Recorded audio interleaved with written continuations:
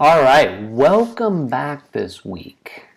Last December, I did a post titled, "What's Your Truth?" In this post, I stated, you may find some things that I present on this blog that are going to challenge your beliefs. And concerning the quote by Arthur Schopenhauer of all truth passes through three stages, first it's ridiculed, second it's violently opposed, and third it's accepted as being self-evident. I said, just remember this quote as I press forward into this blog when you feel something that I'm presenting that maybe doesn't resonate with you. And I'm bringing this post from last December up again because the map of consciousness that I presented last week and the way to calibrate things on the map of consciousness that I'm going to present this week probably fall into stages 1 and 2 of Arthur Schopenhauer's quote out here for most people. If it resonates for you at the level of self-evident, stage 3, then great. If not, stick with me because things are going to get even more interesting in the weeks ahead as I present some new and exciting material. Let these ideas that I'm presenting percolate in your mind. Let them be looked at from different vantage points. And if you're still feeling challenged, leave a comment and let's talk about it. All right, with that said, let's move on here to the next slide, which is talking about the map of consciousness again. And before I get into how we're going to measure or calibrate things on the map of consciousness, I want to make one clarification on last week's post. I said your calibration is more like your heartbeat average. Sometimes it's lower and sometimes it's higher.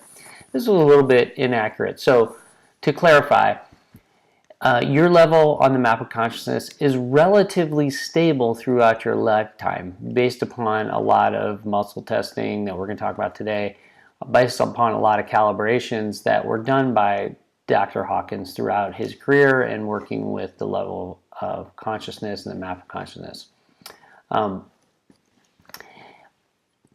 However, it can go up or down, and especially if you are, pursuing spiritual development and personal development in your lifetime, it can definitely go up. And I also want to be clear about the levels on the map of consciousness because they use words that are typically associated with emotions, but they're not really emotions here in this context. They're just level labels. So you could be angry, but that doesn't mean your level of consciousness is anger on the map of consciousness. Does that make sense? Hopefully it does. So how do we go about measuring or calibrating people and things on the map of consciousness? And by the way, Eckhart Tolle, who wrote The Power of Now, which I've talked about previously on this blog, he also has developed his own map of consciousness, and it uses the same calibration technique to measure consciousness. So what is it? I already mentioned it. It's muscle testing. Have you ever heard of that? And to explain what muscle testing is, let's look at how the technique has evolved over the last 50 years. You may actually have encountered this if you work with natural health practitioners because that's where the technique came out of. And these two gentlemen here were some of the pioneers in the field of muscle testing to calibrate really truth. So from the 1960s, Dr. John Goodhart, who's here on the right in this photo, developed applied kinesiology, sometimes referred to as AK. And his applied kinesiology was really based upon the principle that your body doesn't lie. And AK, or muscle testing, assists practitioners of AK to do two things. Number one, discover what's going on in your body. Again, I said this came out of the holistic health field. And number two, determining whether or not a specific prescription for what's going on in your body would be beneficial or not. And so through the technique of muscle testing, if a muscle stays strong, then that prescription is pursued. And if the tested muscle goes weak, then a different prescription is tested.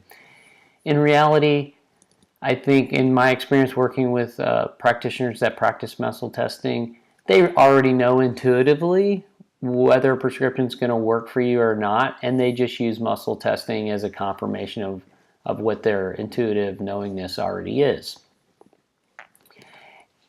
Now, after Dr. Goodhart came up with applied kinesiology, the gentleman on the left-hand side of the photo here is Dr. John Diamond. He was a psychiatrist, and he developed the field of what's called behavioral kinesiology that essentially looks at positive and negative effects on the body of various environmental factors such as images like paintings or music and games and materials, even lighting. For example, he found that classical music makes people's muscles go strong, while rap music, which is the rage today, makes everyone's muscles go weak.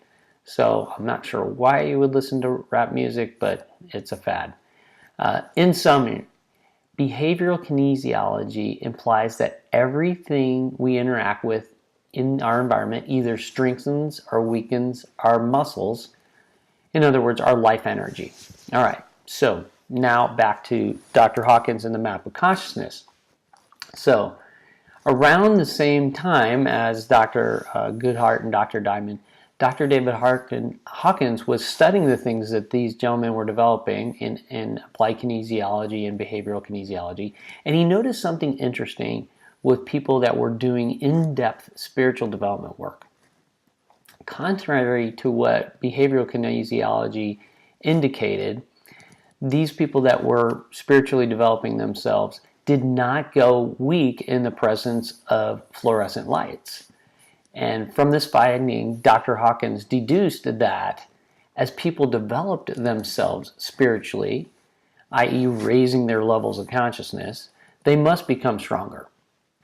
And this finding planted in him the idea of the map of consciousness, and then after many years of muscle testing thousands of people, he developed and published the map of consciousness based upon his findings.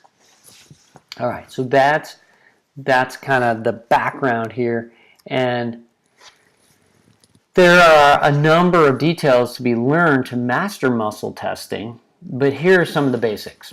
Number one, muscle testing can be done by one person on another person, as you're seeing in this photo here, or it can be done by yourself. You can actually test your own muscles.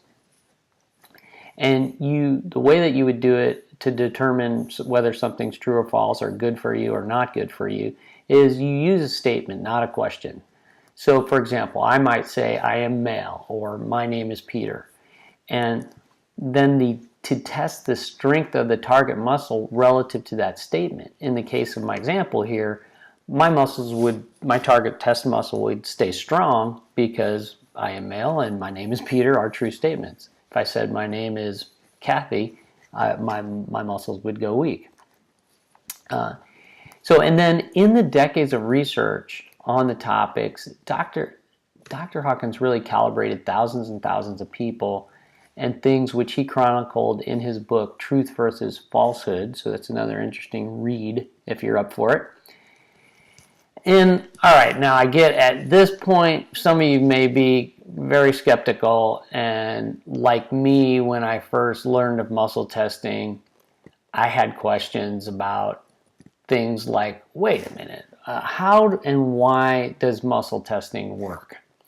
And if you're thinking those things, then stick around, because I am going to delve into those questions of how and why muscle testing actually works in next week's blog post. So in the meantime, have a great week.